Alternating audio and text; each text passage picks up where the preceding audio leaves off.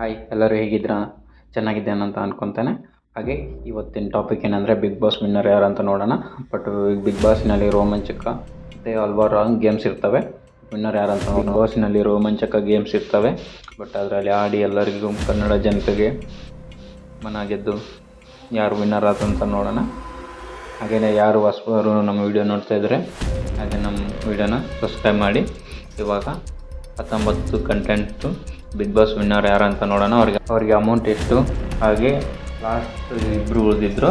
But ಇಬ್ಬರಿನಲ್ಲಿ ಫೈನಲ್ನಲ್ಲಿ ಯಾರಿಗೆ ಜಾಸ್ತಿ ಓಟ್ ಬಂದಿದೆ, ಯಾರು ವಿನ್ನರ್ ಆದರೂ ಜಾಸ್ತಿ ಅಮೌಂಟು ಯಾರಿಗೆ ಸಿಗುತ್ತೆ ಅನ್ನೋದು ಪ್ರತಿಯೊಂದು ನೋಡೋಣ.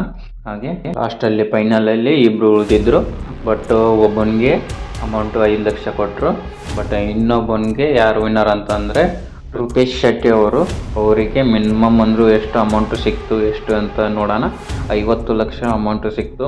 ನೋಡಿದರೆ ಪ್ರೂಫ್ ಸಹ ಇದೆ, 50 ಲಕ್ಷ ಚೆಕ್ಕು. ಮತ್ತು ಋಷಭ್ ಶೆಟ್ಟಿ ಅವರು ವಿನ್ನರ್ ಎಂದು ಘೋಷಿಸಲಾಯಿತು. ಬಟ್ ನಿಮಗೂ ಚಾನ್ಸ್ ಸಿಕ್ಕರೆ ಬಿಡಬೇಡಿ, ಬಿಗ್ ಬಾಸ್ಗೆ ನೀವು ಪ್ರತಿಯೊಬ್ಬರು ಜಾಯ್ನ್ ಆಗಿ. ಈ ವಿಡಿಯೋ ನೋಡಿದ್ದಕ್ಕೆ ತುಂಬ ಥ್ಯಾಂಕ್ಸ್.